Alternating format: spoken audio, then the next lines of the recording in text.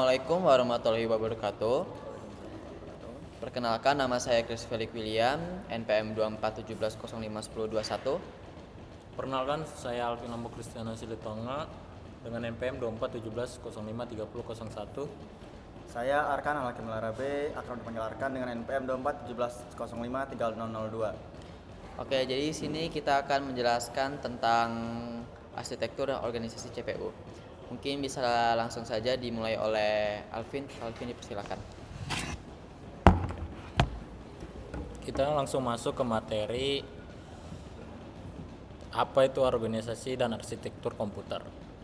Organisasi komputer seperti bagaimana cara bagian dalam komputer secara fisik mereka saling terhubung dan berinteraksi satu sama lain. Misalnya gimana prosesor, memori, dan perangkat input output itu saling terhubung dan saling berkomunikasi. Nah, organisasi komputer itu fokus ke hardware dan hubungan antar komponennya. Lanjut ke arsitektur komputer. Arsitektur komputer itu lebih ke bagian desain dan fungsi keseluruhan komputer dari sudut pandang programmer atau brainware pengguna. Arsitektur komputer nentuin gimana instruksi dijalankan. Nah, cara akses memori dan struktur internal yang mendukung performa komputer. Jadi, arsitektur komputer lebih ke konsep dan prinsip tentang gimana komputer supaya bisa menjalankan program dengan efisien. Lanjut kita ke gambaran visual sederhana. Arsitektur komputer, desain dan fungsi sistem komputer secara konseptual. Apa yang dilakukan komputer dan bagaimana instruksi dijalankan. Nah, organisasi komputer termasuk implementasi fisik dari arsitektur. Bagaimana komponen komputer dihubungkan dan bekerja bersama. Nah, dari arsitektur komputer atau konsep dan fungsi sistem, lanjut ke organisasi komputer atau susunan dan interkoneksi HW. Nah, penjelasannya, arsitektur komputer fokus pada apa yang dilakukan komputer dan bagaimana sistem bekerja secara logis. Nah, contohnya itu instruksi yang didukung CPU, mode pengamatan, set instruksi, dan struktur memori yang terlihat dari luar. Jadi arsitektur itu seperti rencana atau blueprint komputer. Nah, lanjut ke organisasi komputer. Nah, organisasi komputer ini fokus pada bagaimana hardware sebenarnya diimplementasikan. Untuk mewujudkan arsitektur itu meliputi bagaimana register, ALU, bus, dan komponen lainnya terhubung di operasi secara fisik. Jadi organisasi itu seperti cara teknis membangun komputer sesuai arsitektur. Kita lanjut ke bagian slide berikutnya. Masuk ke struktur dan fungsi CPU. Nah, struktur CPU itu ada beberapa, yaitu ALU, Arithmetic Logic Unit, Control Unit, dan Register. Kita akan masuk ke penjelasan ALU. ALU ini yang melaksanakan operasi aritmatika dasar seperti tambah, kurang, kali, dan bagi. Dan operasi logikanya itu ada AND, OR, NOT sebagai inti pemrosesan data. Kita ke control unit. Nah, control unit ini yang mengatur dan mengontrol aliran data serta instruksi antara CPU dan komponen sistem lainnya dengan menerjemahkan sinyal kontrol. Nah, lanjut kita ke register. Nah, register ini yang menyimpan kecepatan tinggi dalam CPU yang bagaimana data sementara untuk instruksi yang sedang dijalankan. Nah, fungsi CPU sendiri itu ialah mengambil, menerjemahkan dan menjalankan instruksi dari memori utama secara siklis melalui siklus fetch, decode, execute. Lanjut ke slide berikutnya. Nah, ini untuk gambaran visual sederhananya ya. Dimulai dari CPU, lanjut ke control unit, lalu ke ALU. Nah, penjelasannya ini dimulai dari ALU. ALU itu sebagai otak perhitungan yang melakukan operasi tambah, kurang. Nah, lalu di logikanya itu ada AND, OR, NOT. Nah, masuk ke control unit. Control unit itu yang mengkoordinator cara kerja atau aliran data antar komponen. Nah, masuklah ke register. Nah, register ini yang menyimpan kecil atau tempat penyimpanan data sementara pas instruksi diproses. Lanjut. Nah, set instruksi CPU. Definisi set instruksi ialah kumpulan perintah dasar yang bisa dijalankan oleh CPU untuk memanipulasi data dan mengontrol eksekusi program. Nah, jenis-jenis instruksinya ada transfer atau move, aritmatika atau add, masuk. Nah, logikanya AND, OR, dan kontrol itu JMP, call, dan input output. Hubungan dengan arsitektur yaitu set instruksi menentukan arsitektur CPU seperti CSC dan RISC yang mempengaruhi efisiensi dan kompleksitas eksekusi. Nah, lanjut kita ke visual. Nah, contoh instruksinya itu move A5 itu transfer data, add B operasi aritmatika. Nah, penjelasannya itu kumpulan perintah dasar untuk memproses data, menentukan bagaimana CPU menangani tugas sampai bisris, atau sederhana dan cepat, atau CSC, kompleksitas dan fleksibel. Oke, lanjut ke slide berikutnya. Oke, untuk saya selanjutnya akan dijelaskan oleh rekan tukar kami, persilakan.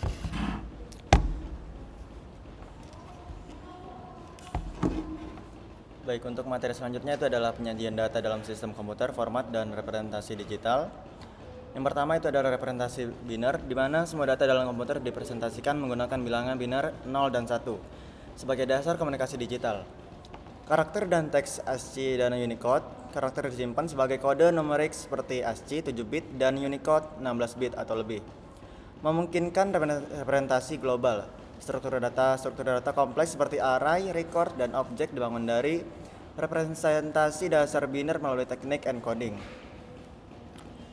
Nah, selanjutnya ini adalah contoh representasi data, yaitu penjelasannya seperti data di komputer semua dalam bentuk biner 0 dan 1. Karakter memakai kode seperti ASCII 7 bit atau Unicode lebih luas. Struktur data kompleks dibangun dari kombinasi biner sederhana. Seperti di contoh yaitu teks A sama dengan ASCII 65 sama dengan biner 01000001.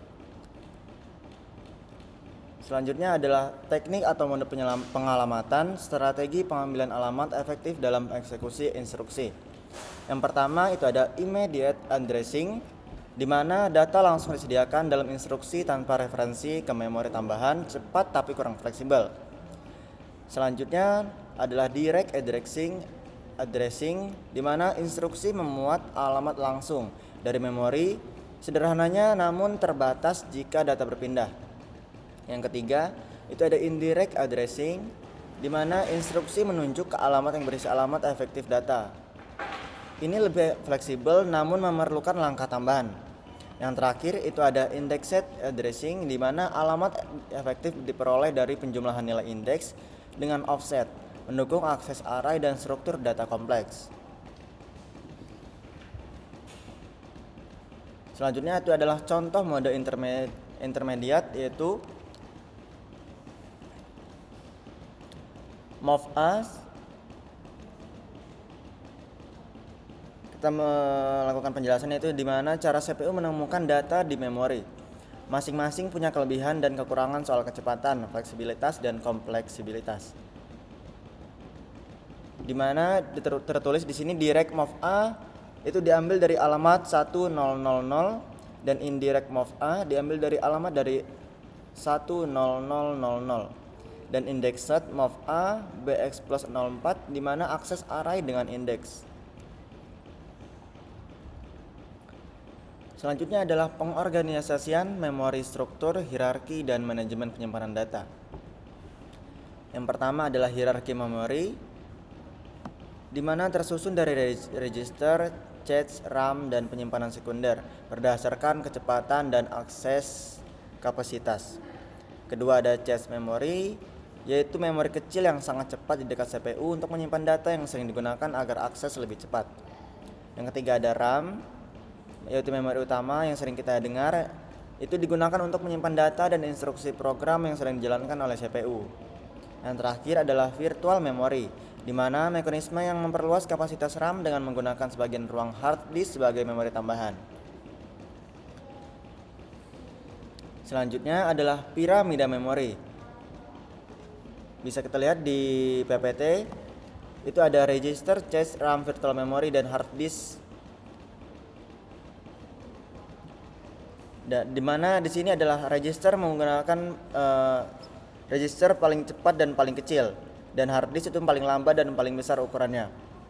Dan penjelasannya di mana semakin tinggi di piramida, semakin cepat aksesnya tapi makin kecil ukurannya. Seperti contoh ada register, dan tujuannya itu bisa bikin proses kerja lebih efisien. Oke, selanjutnya materi akan dibacakan oleh saudara Felix. Oke, untuk materi selanjutnya akan dibacakan oleh saya untuk bus system. Jadi bus system itu ada terbagi menjadi 3, yaitu databus. Databus adalah menyalurkan data antara CPU, memori, dan perangkat input dan output, biasanya bersifat 2 arah. Terus untuk address bus itu membawa alamat memori dari CPU ke RAM atau perangkat lain, bersifat 1 arah. Lanjut lagi ada arsitektur bus. Bus system terdiri dari 3 jalur utama yang bekerja bersama untuk mentransfer informasi di dalam sistem. Next. Oke, di sini kita lihat ada ilustrasi bus. Kalau teman-teman lihat di situ ada CPU databus RAM, CPU address bus RAM, terus CPU control RAM atau device. Jadi kalau teman-teman lihat, itu databus itu tuh bisa ngirim atau bisa nerima data. Jadi dia databus ini bisa nerima dari RAM, bisa nerima juga, ya intinya dia kayak bisa nerima, terus bisa terima data dan bisa ngirim data juga gitu. Untuk address itu untuk databus. Sekarang kita lanjut ke address bus. Itu dia kirim alamat tujuan. Misalnya kayak dari CPU tuh, CPU kirim ke address bus. Nanti dari address bus itu kirim ke RAM. Jadi dia ngirim alamat. Lanjut lagi ke control bus. Control bus itu dia lebih ke kayak kirim sinyal perintah. Jadi kayak misalnya CPU ke control bus, terus nanti dia kirim perintah lagi dari control bus itu ke RAM atau device. Bisa sebaliknya juga. Oke, lanjut. Interaksi CPU dengan dunia luar melalui modul dan teknik input dan output. Modul input dan output itu adalah menghubungkan CPU dengan perangkat eksternal dan mengatur proses input dan output melalui protokol komunikasi. Programmer input dan output adalah CPU mengontrol seluruh proses I atau O menunggu sampai transfer selesai, membebani CPU. Ada DMA yaitu Direct Memory Access, adalah modul input dan output mentransfer data langsung ke memori tanpa melibatkan CPU secara aktif. Ini kalau teman-teman lihat di sini ada gambaran visualnya. Bentar. Nah, ini itu kalau teman-teman lihat itu ada modul I/O, itu jadi kayak jembatan antara CPU dan perangkat luar kayak keyboard, printer, mouse dan lain-lain. Terus ada programmernya juga. Programmer I/O itu tuh kayak CPU itu mengontrol langsung proses input atau output, tapi dikarenakan CPU itu sibuk, maka harus nunggu prosesnya selesai. Terus lanjut lagi ke DMA. DMA itu tuh kayak modul I/O langsung transfer data ke RAM tanpa mengganggu CPU, jadi lebih cepat dan efisien. CPU bisa berfokus mengerjakan yang lain. Nah, kalau teman-teman lihat di sini tuh CPU itu tuh kadang nge-transfer gitu ke address data control, terus dari modul juga I/O perangkat-perangkat itu ke bus. Jadi ya kayak keyboard, printer itu jadi bisa dipakai karena ada perintah dari CPU juga. Di CPU ini dia dapat alamatnya segala macam dari modul juga. Lanjut aja ke selanjutnya. Sebentar. Kita lihat sini cara kerja CPU saat menjalankan program. Ada fetch, pengambilan instruksi. Itu adalah CPU mengambil instruksi dari memori utama ke register melalui address bus dan data bus. Lanjut ke decode atau instruksi. Itu adalah control unit menaksirkan opcode dan menyiapkan operasi yang akan dilakukan oleh ALU atau modul lain. Execute atau eksekusi instruksi adalah ALU melakukan perhitungan atau register dipindah ke sesuai instruksi, hasil disimpan kembali ke register atau memori. Loop eksekusi, proses berulang selama program berjalan menggunakan counter dan instruksi kontrol seperti JNE dan CMP. Next. Nah, kalau teman-teman lihat sini tuh ada programnya, gambar visual sederhananya. Di sini tuh kayak programnya itu tuh disimpan di memori, semua instruksi ini itu disimpan di dalam memori atau RAM gitu. Nah, nanti ada namanya fetch. Fetch ini dia kayak control unit ambil instruksi berikutnya dari alamat yang ditunjukkan oleh program counter. Nah, lanjut lagi ke decode. Decode ini dia semacam control unit itu untuk menganalisis instruksi, menentukan apa yang harus dilakukan, dan menyiapkan ALU atau register. Baca instruksi dan tentukan aksi. Lanjut lagi ke execute. Execute ini jalankan instruksi. ALU atau unit terkait menjalankan instruksi bisa berupa operasi aritmatika, logika, transfer data, atau kontrol alur. Lanjut lagi ke CPU atau store result. Itu simpan hasil atau register memori. Maaf. Dia kayak hasil eksekusi disimpan kembali ke register atau memori yang sesuai kebutuhan. Lanjut lagi, selesai dari situ kita ke update program counter. Itu dia menyiapkan instruksi berikutnya.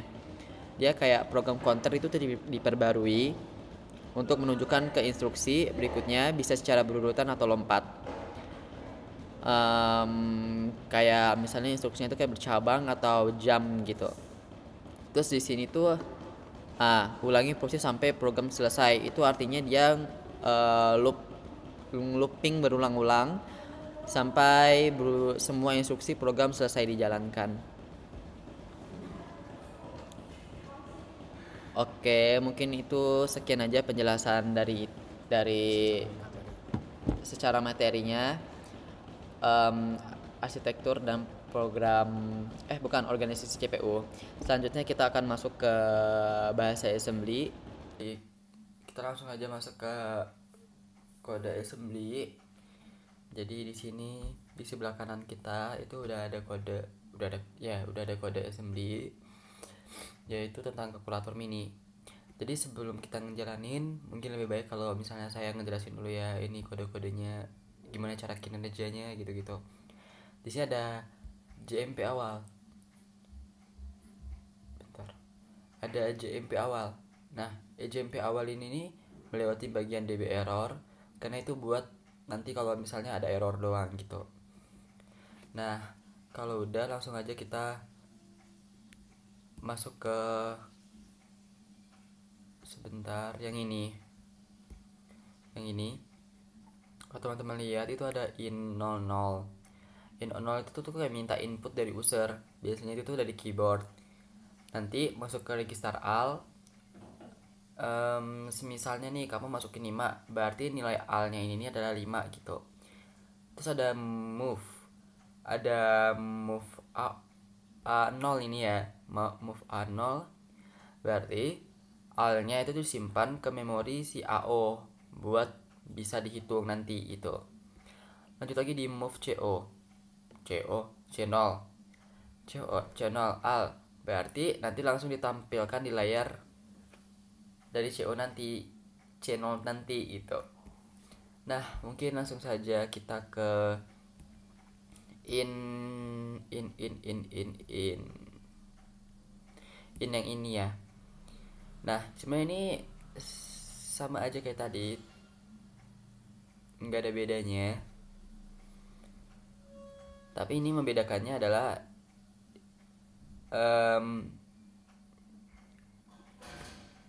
nggak ada yang ngebedain sih, tetap sama kayak fungsi yang di atas tadi. Cuman ini unsurnya itu tuh harus masukin tipe yang misalnya kayak kurang tambah terus kali bagi gitu. Nah, contohnya kayak ini ada di eksekusi operator itu ada CMP BL2B JS tambah terus kurang kali itu disimpan di layar via C1. Langsung aja kita ke mana ya? Sepertinya udah sih, cukup itu doang. Iya udah cukup sih. Oh mungkin yang ini ya kali ya, outputnya ini ya. Ini ada ADDCL30, move AL3D. Nah ADDCL30 ini kayak konversi angka ke karakter ASCII. Misalnya hasil 5, jadi 5 tambah 48 30 sama dengan 53, berarti karakternya 5 kan. Terus di sini ada move AL3D. 3D ini kayak ya kayak disimpan gitulah intinya. Disimpan di C3 dan C4. Masalah itu bakal muncul ketika kalau misalnya kurang dari 9. Oke, mungkin langsung aja kali ya. Kita ngecoba. Ini layar saya tutup. Aduh, maaf. Nah, kalau teman-teman lihat di sini, kita langsung aja coba ya. Assembly. Misalnya kita pencet run. Dia minta keyboard nih di awal, masukin angka. Misalnya 5. Nah, di sini kita nggak boleh angka, tapi harus berupa kayak tanda plus kurang kali gitu. Nah, ini saya pencet bagi deh. Nah, di sini itu bakal muncul. Kita pencet 5 lagi. Nah, nanti dia bakal memprogram hasilnya berapa. Hasil 1, ya bener, karena 5 bagi 5 ya hasilnya 1 kan. Gitu cara kerjanya. Tapi kalau error gimana tuh, Kak? Kalau error, dia misalnya nih kamu pencet 5, terus ini kamu pencet spasi kayak atau mungkin enter, I think. Nah, nanti dia nggak bakal ketemu, dia bakal error otomatis. Nah, di sini dia bakal keluar tuh error. Nah, gitu error. Oke, jadi gitu kinerjanya dari sebuah kalkulator mini. Oke, mungkin sekian itu saja penjelasan dari saya. Saya minta maaf apabila ada kata-kata atau mungkin hal yang tidak mengenakan buat didengar segala perbuatan yang saya lakuin selama di video ini.